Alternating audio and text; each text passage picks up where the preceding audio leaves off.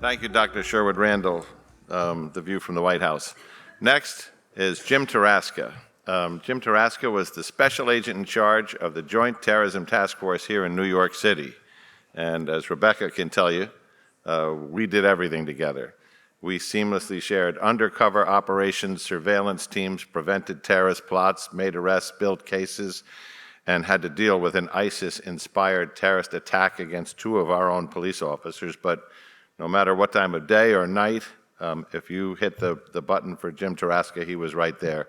Best partner you could have. He brought that to Detroit as the special agent in charge, dealt with street crime, terrorism, and an active shooter at Michigan State University.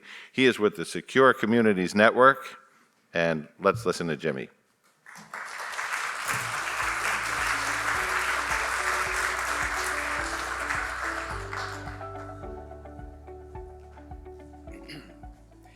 Good morning. Great seeing everybody. Thank you to the Soufan Center for having me. It's humbling, and it's certainly a pleasure to see so many friends over the last 3 days to come together for 9/11 23 years later. So many amazing discussions throughout the day yesterday, this morning. The one thing that really struck a chord with me was my good friend and former colleague, Greg Erie. If you recall, and I'm sure you do, what he talked about was complacency, essentially. 23 years later, some people would say, hey, with 23 years, we're not ever going to see a complex attack like we did 23 years ago. We're looking more at DT now. We're shifting our focus away. We're safe, we're secure. Some people forget, no one in this room, 23 years later. I know I don't forget, and I know none of you do. 23 years later, just 2 days ago, as we stood out there and remembered again what happened, a complex attack. For anyone to say that won't happen again, I will absolutely disagree with you 100%. If you don't think something like that can happen again, might not be a commercial airliner. I think it's more along the lines of probably a drone attack, something complex, but something that's being planned. There are absolutely members of foreign terrorist organizations that wake up every morning thinking about how they can destroy us, how they can destroy Western civilization in the United States. No doubt in my mind. And if you were to ask a member of AQ or ISIS what keeps you awake at night, they would say, I wake up in the middle of the night thinking of how we can destroy you. That's what wakes them, that's what keeps them up at night. Guaranteed. To the point, back in 2021, when I was a deputy assistant director at the Counterterrorism Division, we noticed this big, and we all did, a shift towards DT, very DT focused. Even our Five Eye partners, they wanted to hear about REMV, they wanted briefs on DT. Chris O'Leary, I know Chris is here somewhere, great colleague and friend as well, was at CTD with me, and we had a discussion. We're like, we need to have a conference, 2-day conference, for our National Security Branch ASACs, Assistant Special Agents in Charge, from all the field offices. We're gonna bring them in to the New York JTTF JOC, which is pretty amazing, newly built. Brought them in, got the funding, brought them in for 2 days. We talked about AQ, we talked about ISIS, we talked about affiliates, we talked about that threat. And my message was, you're the frontline leaders on the National Security Branch. We know you have CI, we know you have cyber, we know you have DT. Don't forget about the foreign terrorist organizations. They are a real threat. We don't see it every day, but they are planning and plotting. Very impactful conference, great feedback. Kind of I don't want to say a refocus on that threat, but again, and I don't want to say a wake-up call either, because no one fell asleep at the wheel, but just, hey, this is what's going on. It continues to, and we brought everyone to the 9/11 Museum, and these are very experienced agents in the field, and we had tons of experience from analysts as well, not just from FBI, but our partner agency right down the street from headquarters from LX1. And that was the message. And just after that, Operation Allies Welcome kicked off. I personally saw, because I was at the point of entry, numerous days at Dulles.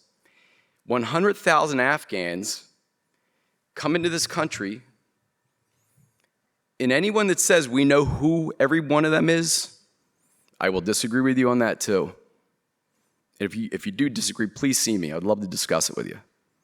100,000 Afghans. A lot of them were our friends. A lot of them were trained by us. A lot of them worked with us. A lot of them grew up in a war. That's all they knew. We saw people come in, and there's no doubt in my mind, there are ISIS-K members here in this country, and something will happen at some point. So, of course, it's up to us to mitigate that through intelligence-driven operations and investigations, and that is going on. I can tell you this. The day that started, I was at LX1, and good friend and colleague, again, Brian Driscoll right here, just happened to be down from New York, JTTF, called him in, called Chris in, a bunch of us got our dry erase board and literally drew out our plan for how we were gonna mitigate that threat to the homeland that day. Next day, Brian Driscoll packed his bag, and I can't remember what transit point you went to, somewhere in Europe. There were 7. We set up 7 teams and deployed immediately to 7 transit points overseas, because we knew if bad individuals, which there were plenty of, got here, it was really, really hard to send them home. I think everyone will agree on that. Once they step foot in the US, it is really, really hard to turn them around. So our job was to forward deploy, create that gate at 7 transit points in Europe and Middle East, and guys like Brian Driscoll and others, and Mike Regan's in here, and I know there's others that led those teams to identify, stop, and it was through human source reporting, through just general biometrics, anything they could use to figure out who was who and prevent them from coming here. They did that, and there's no doubt in my mind, your all efforts absolutely mitigated attacks here or future attacks. Just an amazing, amazing effort. And our enemy is overseas. I don't know if they have dry erase boards. They might be drawing on something else. They're doing the same thing. Every day they're calling their team in. They're drawing up, how can we destroy the US? How can we infiltrate? And some people will say I'm paranoid. I'll take paranoid over complacency any day of the week. If you're not paranoid about the threat, again, come see me, come see Driscoll. There's a bunch of experts in the room. Come and talk to us. It's alive and well. And I'm talking about specifically ISIS-K, but this goes for all the organizations. I just know for a fact, out of 100,000 Afghans, a lot of great people came from Afghanistan and will make a great life here. It's only that, who knows what the number is, 0.1%? Even 1 out of 100,000. So anyway, that's my message. Hopefully that frames the panel. Please find me, talk more about it. I, like most of you, could talk all day about ISIS-K, AQ, that threat, but I chose that specifically because that was 2021, not that long ago, and I'll wrap it up with this. I remember seeing 200 unaccompanied, I guess teens, we call them teens. Back in the day, you'd say military-age male. I don't think you can say that, but they're that age. They're unaccompanied young men. I just wondered, how's that going to go? Hopefully they fit into society and do a great job. It's tough enough being a teen in the US, let alone an Afghan teen that can't speak English and you're put in a home somewhere. So again, these are just reminders. These are things to think about. If you're not paranoid, be paranoid. We face an amazing threat. It is out there and people absolutely want us dead. Thank you.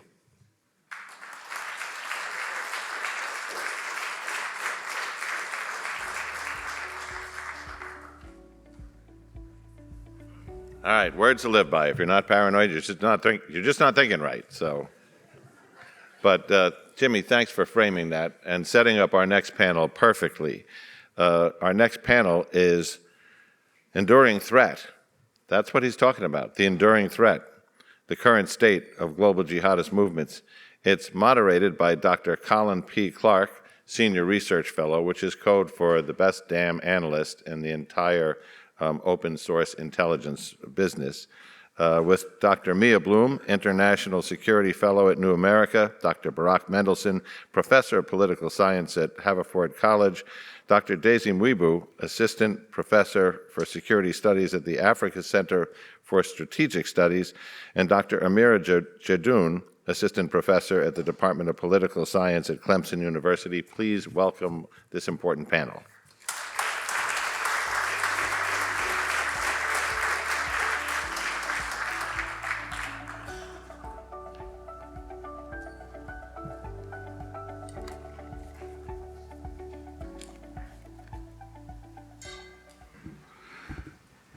Thank you. Welcome here to the first inaugural Summit on Terrorism and Political Violence. We have some of the world's leading experts on transnational terrorism on the stage today, colleagues and people that I'm proud to call friends. We are running up against lunch and an actual clock, so rather than kind of hear me ramble, I want to jump right into to the questions. We're very lucky to have with us who I consider one of the world's leading analysts on ISIS-K. I was on Spy Talk a few weeks ago with Mike Isikoff, and he asked me the question, is this the most dangerous terrorist group in the world? And I think I even name-checked Amira in my response because I wish she was there to kind of help me out. Now she is here. And so I will open up and ask you, what's the current state of ISIS-K? And is this group the most serious threat to the U.S. homeland? Thank you, Colin. Thank you to the Soufan Center for organizing another excellent event, and thank you for inviting me to be a part of this panel. Now, I think when it comes to talking about ISKP's current status, that's a complex answer because I think just looking at the past 3 years, the way that we have seen ISK sort of reemerge, resurge, decline again, and then have this subdued tempo within Afghanistan, which leads people to believe that the group has been weakened, and it is much weaker, but it hasn't been defeated, right? But alongside then we see it being connected to all these external plots, this massive media output and all these arrests that we're seeing in Western Europe, and clearly the threat is there. But what's more important to understand is that the group is constantly evolving, right? So having a good understanding of the different components of this threat and how they're evolving, I think is sort of a multi-layered process. So I think we have to take a more nuanced approach if we really want to see where this group may be headed, even if it's not there yet. So unfortunately, there's no short answer, but I think there's 3 key elements that we can look at or stay attentive to. So the first is what are ISK's organizational level characteristics, which tell us a little bit about where it's headed, how strong it is. The second one, I think, is a little bit different. It's more reputational. So we know ISK, and not just in the past 3 years, but even before that, has been viewed by Islamic State Central as one of its more successful affiliates. It's been featured in Al-Naba over its 10 years of existence. So what are the effects of ISK's reputation becoming global and being really robust? That in itself opens up some additional security risks that I think we should be thinking about. And I think the third and one of the most important is the environment where ISK, the organization which exists in its current form in Afghanistan, what does the environment offer or afford ISK which has allowed it to survive for 10 years now, which is remarkable. So I think at the organizational level, and I'll just mention some of the key metrics, which I think tell us a little bit about where ISK is headed. I'll try my best to stick to time. Sorry, Colin. But at the organizational level, so the good thing is that ISK no longer controls any territory, so it doesn't have any control over any population, civilian populations. So it's limited in the resources that it can extract. But I think before we get too content with that, we have to think about the fact that ISK has essentially transitioned from being a terrorist insurgent organization to more of a terrorist group, right? So it's still an active terrorist threat, even if it's not a potent insurgency. Now, when we look at ISK's attacks in the region within Afghanistan, again, we get some, hopeful elements there, but even though ISK has slowed down significantly in 2023 and in this year as well, we see that it continues to launch these deadly attacks intermittently, which require a lot of sophisticated planning. Typically, there was just an attack yesterday, I believe, in Afghanistan. So the targeting of Shias, targeted assassinations has continued, and we've seen ISK obviously take an interest in launching foreign presence within Afghanistan, but also its neighboring countries, and obviously in Russia and Iran. So the picture there, when we look at attacks, is not that clear. There's different elements, I think, that we need to, again, keep an eye on. Now, immediately after the US withdrawal, but sort of leading up to it, ISK was ramping up its media strategy. And I think today what we're seeing are the implications of having a very robust media strategy and being able to reach new audiences. And this, coupled with its growing reputation, really has security implications which transcend the immediate region. Now, ISK's growing reputation will impact its fundraising, right? Its ability to invite collaborators with other militant factions, but also what we are all more concerned about, its ability to radicalize individuals, potential sympathizers, which are at a distance from Afghanistan. So several benefits, strategic benefits for ISK, but finally the environment, which I was talking about. We know there's a lack of coordinated CDE response to ISK. We keep seeing every time there's a major ISK attack, countries in the region will start blaming each other. ISK has been linked to many different states. Iran's response to the attack was to strike in Pakistan, right? And now the Taliban are being pretty vocal about blaming Pakistan for this ISK problem. And that, taken with the militant landscape, which we know is very fragmented, there's network terrorism in the region, that again gives ISK a really a vacuum to fill, because the Taliban used to be the central node, sort of connected to all these other militant groups. And finally, we all are aware of the failures of governance in the region, which creates these aggrieved populations that ISK can then recruit from.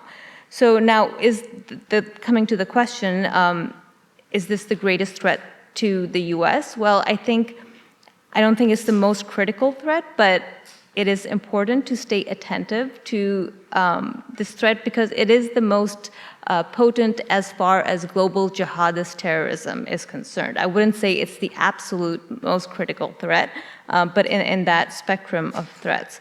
I think what's more, and I think this has been discussed throughout the 2 days, what's really clear is that Islamic State as an entity is using its offices, its different provinces to recruit beyond the region around the world, using digital environments to mobilize its supporters. I think that's the biggest threat right now to the US, and that in itself has different components which will influence it. We can talk about that in the Q&A, but I just want to be respectful of the time. Thank you very much. We'll shift from South Asia to the Horn of Africa, and let me turn to Daisy. Al-Shabaab is recognized as one of the most enduring and potent terrorist threats that we face. What's the status of Al-Shabaab today? And is this a group that would seek to attack the US? So that's intent. And if it does it have the capabilities to do so? Thank you for that question. Well, I think when we're thinking about Al-Shabaab, we have to recognize in August of 2022, there was an offensive that was launched by the federal government of Somalia to counter the group in the country. And initial optimism around that offensive was quickly followed after a few months over 2023 and 2024 with various challenges. And so, whereas initially they were able to gain a lot of territory back from Shabaab, particularly in the central regions of Somalia, what we see now is that the group has maintained a lot of resiliency, and the pace at which the federal government was able to launch the initial portions of its offensive have really just stalled in the central parts of the country. So if we think about the last 8 months, what we see is that the group is remarkably resilient. The group is still able to conduct attacks, particularly in the rural areas of the country, in the countryside, but also hit targets more closer to Mogadishu. In fact, just in August of this year, they launched an attack that claimed about 30 lives and is considered to be one of the biggest attacks in the country since the 2022 major attack that occurred that claimed several lives. So the group is still remarkably resilient and very capable. In terms of where the group has its strongholds, in terms of its territorial control, the group still manages to have control of the central regions of Southwest State and Jubaland. And if you look at the government's offensive against the group, not much progress has been made in being able to counter al-Shabaab within those territories. So the group is still able to control the territories where it has its main strongholds. It's still able to attack targets both in Mogadishu. It's still able to operate as a shadow government in areas it doesn't have control over or be able to tax local populations. And it's still a consistent threat. Your second question, which is there an appetite for al-Shabaab to conduct attacks against the United States, and do they have the capacity to do so? Well, I'll give you a mixed response. I think when you think about where the insurgent group, whether you want to call it an insurgency, is right now in Somalia, you can say that the group is very much focused internally. And it has had this domestication of its approach over the last few years. Nevertheless, when you think about what occurred in 2019, where there was a plot that was uncovered in the Philippines, where a Kenyan national affiliated with al-Shabaab was taking flight lessons to be able to conduct a 9/11 style attack, it suggests that there is an interest and an appetite to be able to hit the United States.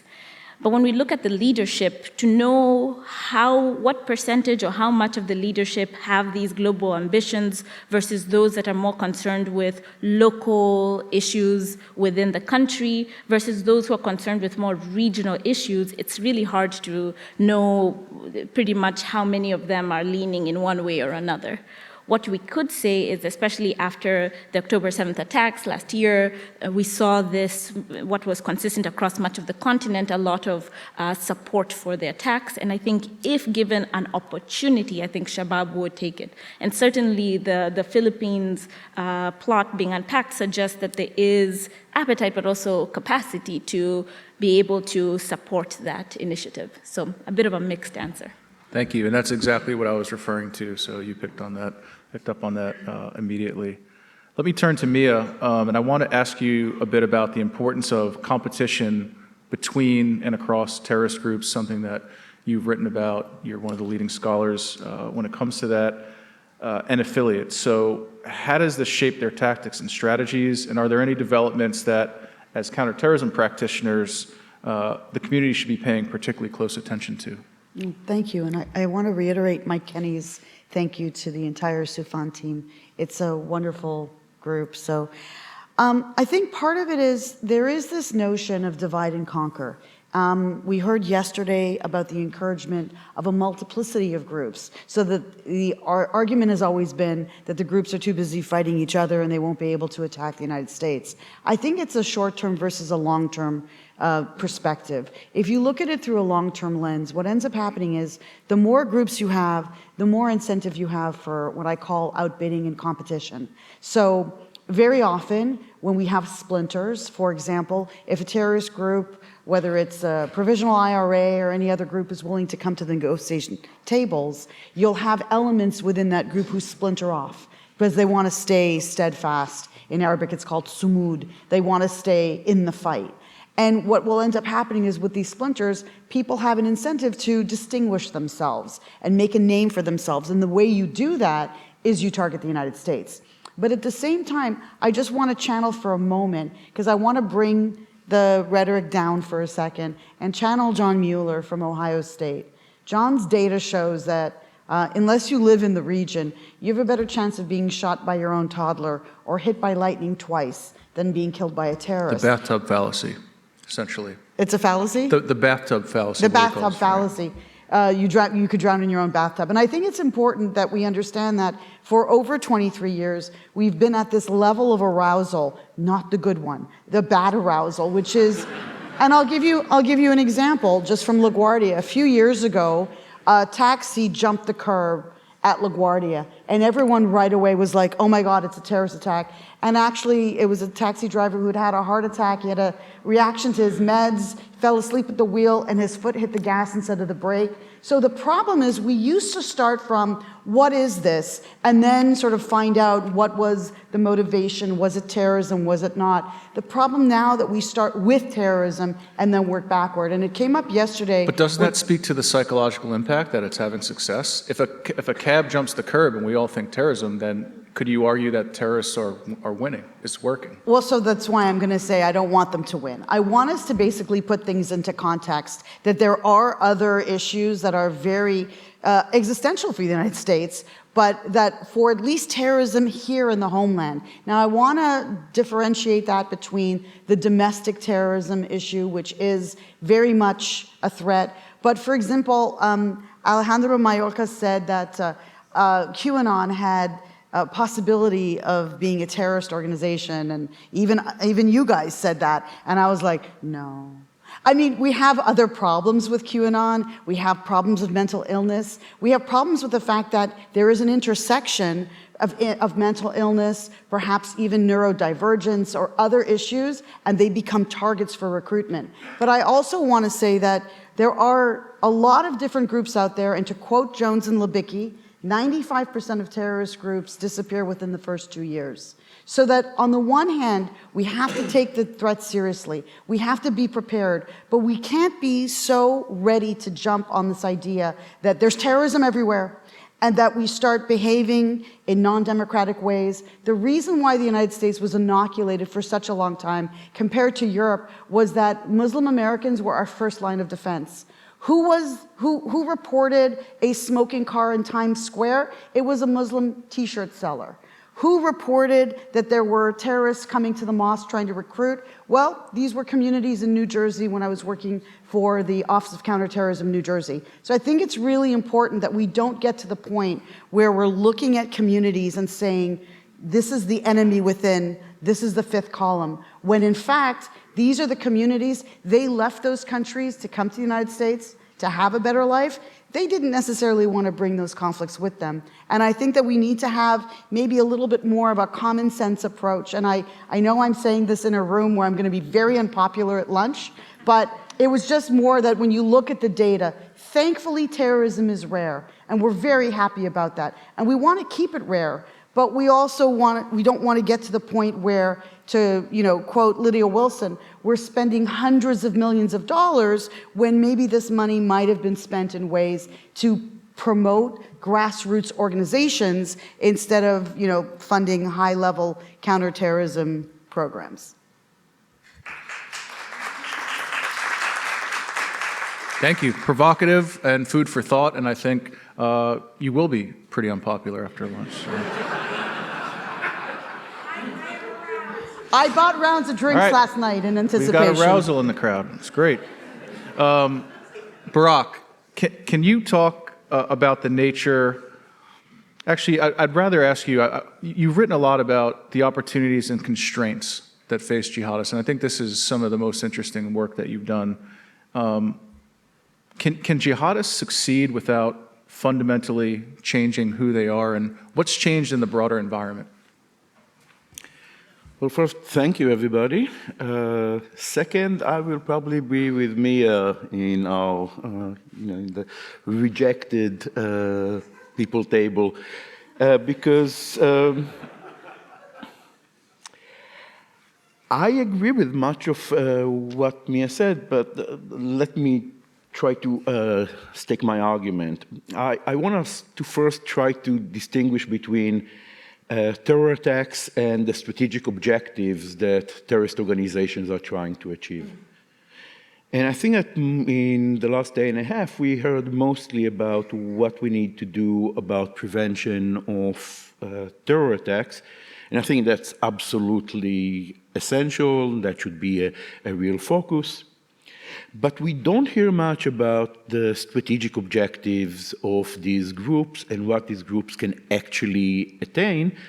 And if we don't think about these kind of objectives, we might end up, as we did before, overreacting and actually increasing the problems rather than weakening them. So let me start by first say that the jihadi threat is not going away. There are some enabling conditions that are just not going to disappear.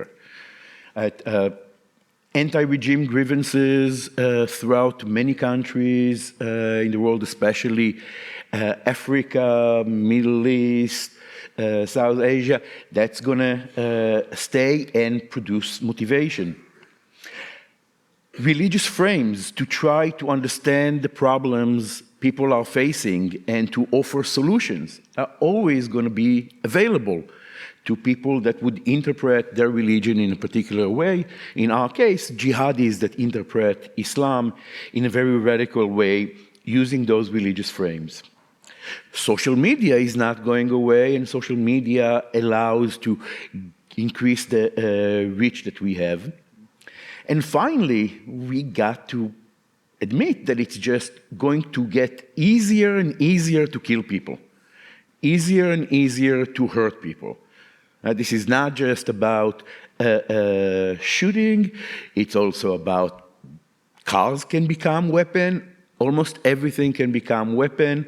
And we are in an age that we are, I think that the theme that was not articulated very specifically, but I think that we heard throughout the last 2 days, is that it seems that the norm against violence against citizens or civilians, the norms against terrorism, that it seems immediately after 9/11 that were pretty strong, they completely eroded over time, and you see that in the data that was spoken about earlier, about how many people are actually willing to see force as by non-state actors as a legitimate means to achieve their objectives.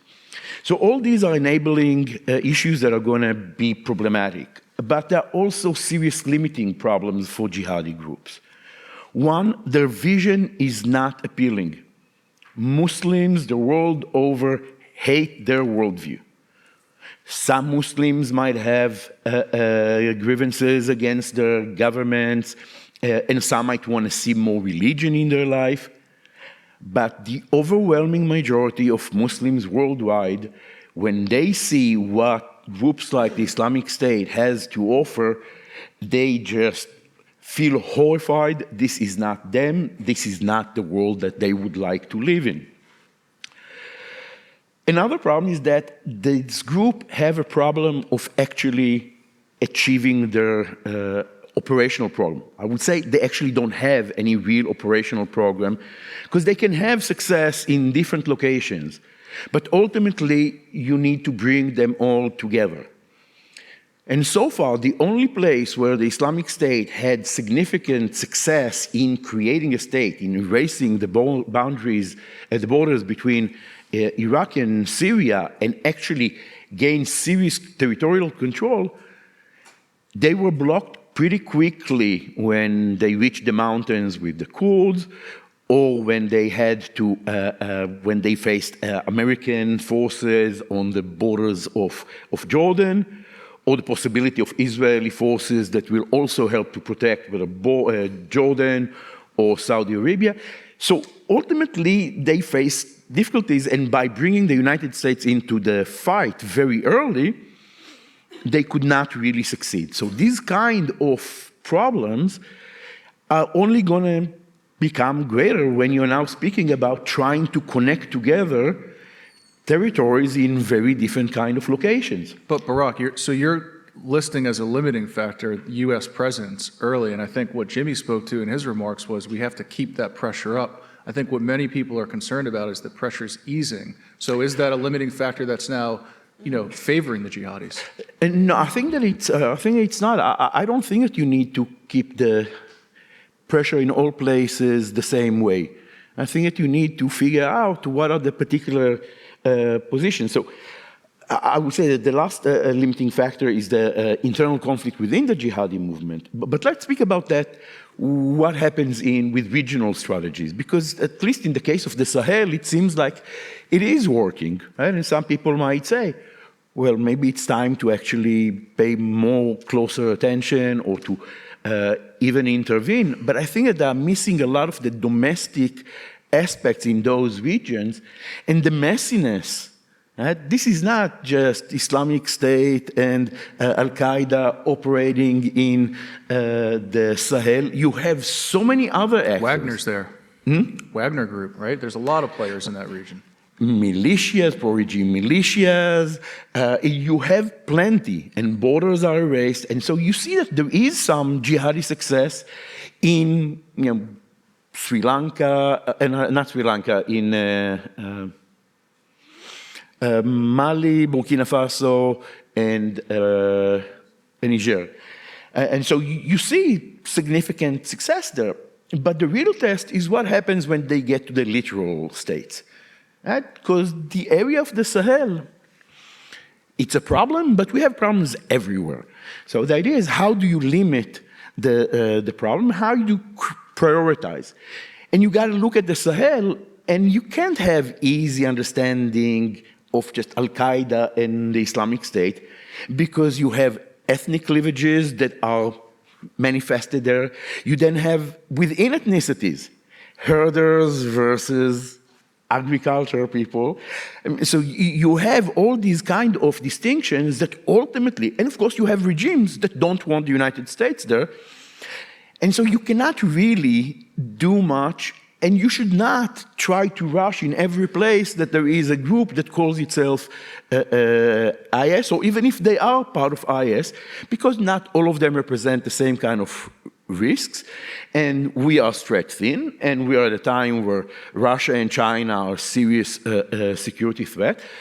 And so while it's important to keep an eye all the time, we also need to figure out whether these are really strategic threat to the US. You see that the groups in the Sahel, the leadership is actually often local, often did not emerge from jihadi groups, and once they actually succeed, they got involved in compromises that make them very different from what you saw in the Islamic State in Syria and Iraq.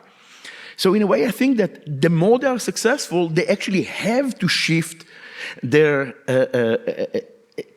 ideology or the way that they run things, because if they won't, they will invite that international intervention.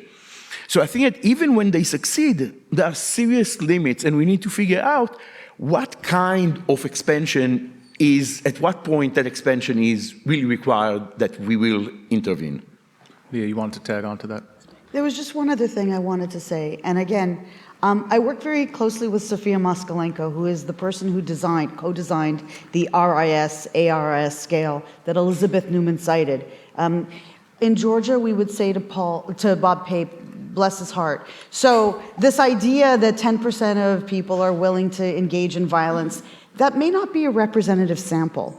And I think it's also, the last thing, if I want to leave you with one bottom line up front, is that posting behaviors and radical ideas and even radical intention doesn't necessarily lead to radical action. There is a huge disconnect between what people may think and what they're willing to do. And as we're thinking about counterterrorism, addressing what's in people's hearts and minds is extremely difficult. Addressing behavior is where we should focus. But keep in mind that when we look at the people who are posting versus the people who are doing, we're looking at, and this is according to the data, whether it's Mark Sageman or it's Clarke Macaulay or Sofia Moskalenko, it's 0.01%. Now, of course, any attack is terrible. We don't want any attacks. But it's not at the rate. So just because, there might be tens of thousands of posts on radical jihadi Telegram channels and chats, the movement from idea to action is very, thankfully, small. And when we figure out what actually pushes the person to go from radical intention to radical action, then we've got the $64 million question. I just realized how old I am, because I said, I think it's more now, but... Thank you. I want to, we've got about 9 minutes left, but I want to ask Amira, and this is in line with a lot of conversations I've had over the last few days. How would you describe the Taliban's counterterrorism efforts? Does the United States cooperate at all with the Taliban? And if so, how much to what extent? Should we consider doing more? And if so, why? And if not, why not? Okay, Soufan, yes. Great question. So the Taliban's counterterrorism effort, so they don't have a strategy per se, but their tactics so far have really amounted to not much more than killing some of the bad guys, right? So we see in 2022, 2023. The other bad guys, because I still think the Taliban are bad. The other bad guys, yes. I couldn't agree more, yes. So the Taliban did seem to ramp up their efforts targeting individual ISK leaders, members, and also they've launched a counter-messaging element through their Al-Mursad media. Now, of course, we know from years of research on leadership decapitation by any actor is it will constrain a group in the short term. So we have seen that as a result. ISK's attacks diminished substantially in 2023 and this year as well. But we see that just like an active terrorist group, they are still able to launch 3 to 4 attacks intermittently within Afghanistan or in Pakistan or in the surrounding regions. So I think their efforts so far are limited, and they will continue to take this heavy-handed approach, and we know those have limitations in the long term. I think the strained relations between the Taliban and the Pakistani government is a big problem as well. There has been more movement afforded to the Pakistani Taliban members, which again then has spillover effects on ISK's ability to move across borders, and that is a very porous border. There's a lot of smuggling that goes on in that area. There's historical routes, and I think ISK is well positioned to sort of extract all of those advantages that the environment offers it. Now, as far as I understand, from my perspective and understanding, U.S. cooperation with the Taliban on CT has been very limited and situational, so it doesn't amount to a long-term strategy. And obviously, the U.S. remains cautious because of the Taliban's human rights record, which is atrocious, suppression of women's rights, and also its links still, which continue with al-Qaeda. So I think the question is, it's not just a practical question, but there's a heavy normative component in there, which we should take seriously. Now, working closely with the Taliban on CT may help in some ways, right? We could combat threats like ISK. Maybe it'll give us some leverage over what the Taliban regime does. And definitely, perhaps we'll get more insight or more intel from what's happening on the ground. Now, but I think the problem is, do we consider the Taliban to be a reliable partner? If we do engage in more than just targeted attacks or leadership decapitation, are we ready to start building capacity for the Taliban? Do we know that the Taliban are committed to counterterrorism? I don't even think we can be assured of that beyond their own interests. So the Afghan Taliban had a very good relationship with, well, not a very good, it fluctuates with the Pakistani state, but now they're not constraining the Pakistani Taliban, which is a terrorist group, and relentlessly is attacking Pakistani forces and civilians, and the Taliban are turning a blind eye to that to some extent. The second point, I think, is that I'm not sure if cooperating with the Taliban on CT will constrain the threat to the US and the West, which exists primarily in the form of these exploitation of digital environments and mobilizing individuals from afar. So I think what is emerging is that this external operations is not just ISK, it's also other strong affiliates of Islamic State, and this is likely going to be the model that we can expect to evolve in different ways. So ISK may be the conduit right now for these external operations, but that may change. I think the one situation where we should consider maybe about the different ways that we could support CT in the region is if ISK regains territorial control. I think then that's a big red flag, and we need to revisit the question at that point. Thank you very much. Pretty limited on time, so let me throw this last question to Daisy, and you can close this out. What's the status of Islamic State Somalia following the death of Bilal al-Sudani in January 2023? And how important is this group as a node in the Islamic State's broader global network? Absolutely, and what I'll do is I'll answer this question and tack on a little bit of what was being talked about with regard to the Sahel and our interests. With regard to Islamic State in Somalia, it's no secret that the group is not a juggernaut in the region. It is completely dwarfed by al-Shabaab in terms of size, in terms of territorial control, and in terms of its ability to govern. But that being said, there is a lot of evidence to suggest that the group, particularly through its office known as, its coordination office known as the Al-Qarar office, plays a really important role in how the group is able to oversee financing of other affiliates, not only within the region of Africa, so we're talking about Mozambique, the Democratic Republic of Congo, and in Somalia, but also links with ISK as well. And so through this this particular role, we are seeing that the group actually is consequential and important to consider. And I think the death of al-Sudani earlier on last year really emphasized that for the United States. The fact that the US were able to put US troops, boots on the ground, to conduct an operation against the office and against al-Sudani suggests the critical, important role that this office plays. But beyond that, I think the group also plays a role with being tied to other international plots. I think the most notable being one that occurred earlier this year in against an Israeli embassy in Sweden. And so you're seeing this group increasingly having a role in organizing finances for the affiliates within the continent and also beyond, and at the same time also having this link to international plots. So that's what I would say. But just to touch a little bit on the points being made about the Sahel, I think it's no secret now that the African continent is increasingly growing as an epicenter of violent extremist activity. And this raises important questions about what is our interests. And I'll put out the usual caveats. I'm not speaking on behalf of the Department of Defense or the Africa Center for Strategic Studies. These are just my own views. Certainly there are interests for Western governments, particularly the United States, when it comes to the Sahel, particularly when we're thinking about coastal West Africa and the Gulf of Guinea. And this idea that the democratic backsliding that we're seeing across the Sahel can tip into areas such as Benin, Togo, Cote d'Ivoire, and that would actually compromise sort of a lot of the valuable areas around the Gulf of Guinea that are of strategic importance. But rather than rush in, which is I think the point that you're making, and come with solutions, it's better to also look and think about what are some of the efforts being undertaken in the regions that are sort of working.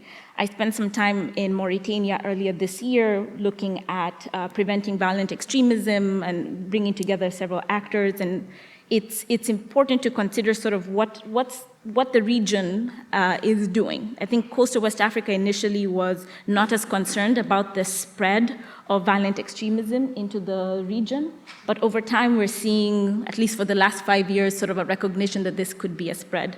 And so it's important to look at what Cote d'Ivoire is doing in the borders, Benin is doing, and areas such as Mauritania are embarking on. Thank you very much. I wish we had more time to talk about this, but you can find these scholars around. Please, we talk about this all day, every day with each other and elsewhere, but feel free to find them and talk to them. Thank you guys very much. See you after lunch.